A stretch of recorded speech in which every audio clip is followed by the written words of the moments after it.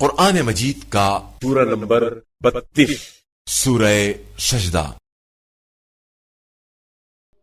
بنام خدائے رحمان و رحیم۔ الف لام میم۔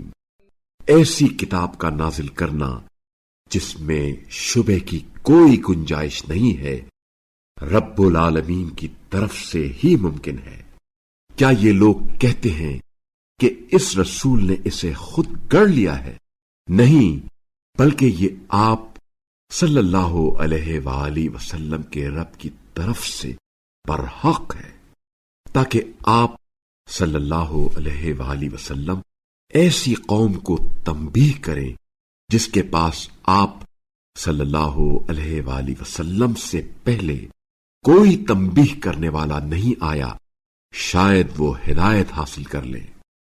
اللہ وہ ہے جس نے آسمانوں اور زمین اور جو کچھ ان دونوں کے درمیان ہے کو 6 دنوں میں پیدا کیا، پھر عرش پر متمکن ہو گیا۔ اس کے سوا تمہارا نہ کوئی کارساز ہے اور نہ شفاعت کرنے والا۔ کیا تم نصیحت نہیں لیتے؟ وہ آسمان سے زمین تک امور کی تدبیر کرتا ہے، پھر یہ امر ایک ایسے دن میں اللہ کی بارگاہ میں اوپر کی طرف جاتا ہے جس کی مقدار تمہارے شمار کے مطابق 1000 سال ہے۔ وہی جو غیب و شہود کا جاننے والا ہے، جو بڑا غالب آنے والا رحیم ہے، جس نے ہر اس چیز کو جو اس نے بنائی بہترین بنایا، اور انسان کی تخلیق مٹی سے شروع کی، پھر اس کی نسل کو حقیر پانی کے نچوڑ سے پیدا کیا، پھر اسے معتدل بنایا اور اس میں اپنی روح پھونک دی، اور تمہارے لیے کان، آنکھیں اور دل بنائے۔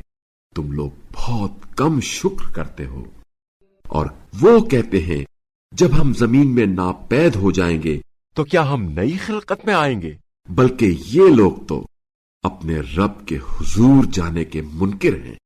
کہہ دیجئے موت کا فرشتہ جو تم پر مقرر کیا گیا ہے تمہاری روح قبض کرتا ہے، پھر تم اپنے رب کی طرف پلٹائے جاؤ گے۔ اور کاش آپ صلی اللہ علیہ وآلہ وسلم وہ وقت دیکھ لیتے جب کافر اپنے رب کے سامنے سر جھکائے ہوئے ہوں گے اور کہہ رہے ہوں گے، ہمارے پروردگار، ہم نے دیکھ لیا اور سن لیا، بس ہمیں ایک بار دنیا میں واپس بھیج دے تاکہ ہم نیک عمل بجا لائیں، کیونکہ ہمیں یقین آ گیا ہے۔ اور اگر ہم چاہتے تو ہر شخص کو اس کی ہدایت دے دیتے، لیکن میری طرف سے فیصلہ حتمی ہو چکا ہے کہ میں دوزخ کو جنوں اور انسانوں سے ضرور بھر دوں گا۔ بس اب اس بات کا ذائقہ چکھو کہ تم نے اپنے اس دن کی ملاقات کو فراموش کر دیا تھا، ہم نے بھی تمہیں فراموش کر دیا ہے، اور اب تم اپنے ان اعمال کی پاداش میں ہمیشگی کا عذاب چکھتے رہو جو تم کرتے تھے۔ ہماری آیات پر صرف وہ لوگ ایمان لاتے ہیں جب انہیں یہ آیات سمجھا دی جاتی ہیں تو سجدے میں گر پڑتے ہیں اور اپنے رب کی ثنا کے ساتھ اس کی تسبیح کرتے ہیں، اور وہ تکبر نہیں کرتے۔ رات کو ان کے پہلو بستروں سے الگ رہتے ہیں، وہ اپنے رب کو خوف اور امید کے ساتھ پکارتے ہیں، اور جو کچھ ہم نے انہیں دیا ہے اس میں سے خرچ کرتے ہیں، اور کوئی شخص نہیں جانتا کہ ان کے اعمال کے صلے میں ان کی آنکھوں کی ٹھنڈک کا کیا کیا سامان پردہ غیب میں موجود ہے۔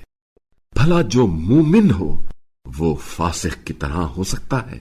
یہ دونوں برابر نہیں ہو سکتے، مگر جو ایمان لائے اور نیک عمل کرتے رہے ان کے لیے جنتوں کی قیام گاہیں ہیں۔ یہ ضیافت ان اعمال کا صلہ ہے جو وہ انجام دیا کرتے تھے۔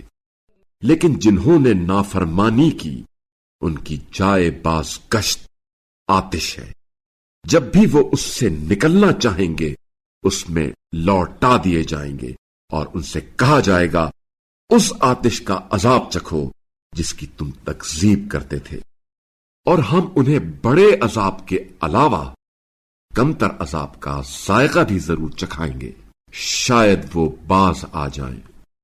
اور اس شخص سے بڑھ کر ظالم کون ہوگا جسے اس کے رب کی نشانیاں سمجھا دی گئی ہوں، پھر وہ ان سے منہ موڑ لے۔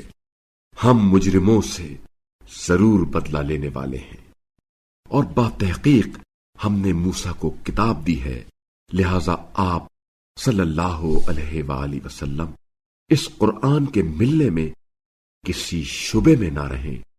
اور ہم نے اس کتاب کو بنی اسرائیل کے لیے ہدایت کا ذریعہ بنایا، اور جب انہوں نے صبر کیا اور وہ ہماری آیات پر یقین رکھے ہوئے تھے تو ہم نے ان میں سے کچھ لوگوں کو امام بنایا جو ہمارے حکم سے ہدایت کرتے ہیں۔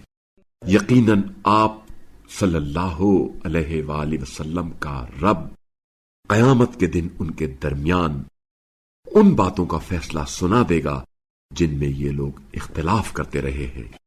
کیا انہیں اس بات سے ہدایت نہیں ملی کہ ہم نے ان سے پہلے بہت سی قوموں کو ہلاک کر دیا ہے جن کی قیام گاہوں میں یہ لوگ چلتے پھرتے ہیں؟ بتحقیق اس میں نشانیاں ہیں، تو کیا یہ لوگ سنتے نہیں؟ کیا انہوں نے نہیں دیکھا کہ ہم بنجر زمینوں کی طرف پانی روانہ کرتے ہیں، پھر اس سے کھیتی پیدا کرتے ہیں جس سے ان کے جانور بھی کھاتے ہیں اور خود بھی؟ تو کیا یہ دیکھتے نہیں ہیں؟ اور یہ لوگ کہتے ہیں اگر تم سچے ہو تو بتاؤ یہ فیصلہ کب ہوگا؟ کہہ دیجئے فیصلے کے دن کفار کو ان کا ایمان لانا فائدہ نہ دے گا اور نہ ہی انہیں مہلت دی جائے گی۔ ان سے منہ پھیر لے اور انتظار کرے، یقیناً یہ بھی انتظار کر رہے ہیں۔